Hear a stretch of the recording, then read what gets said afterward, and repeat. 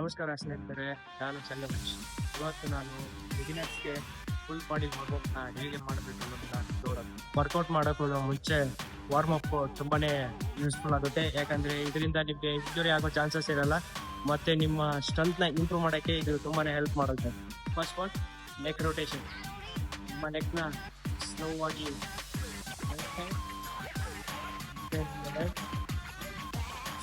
Movement ಮಾಡಬೇಕು.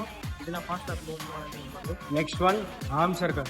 ಇದು ನಿಮ್ಮ ಶೋಲ್ಡರ್ ಜಾಯಿಂಟ್ಸ್ನ ಫ್ರೀ ಮಾಡೋದಕ್ಕೆ ಹೆಲ್ಪ್ ಮಾಡುತ್ತೆ. ಸ್ಲೋ ಆಗಿ 30 ಸೆಕೆಂಡ್ಸ್ ಮಾಡಿ. And next exercise, jumping Jacks.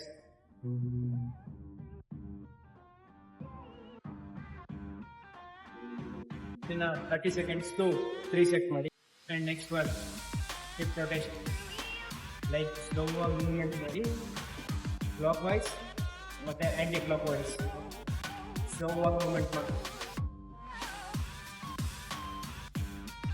And next exercise, body weight squat. 10 to 15 reps.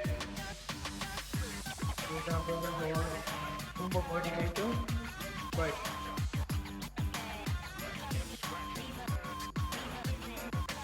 ಈ ಥರ 10 to 15 reps 3 ಸೆಟ್ ಮಾಡ್ತೀವಿ.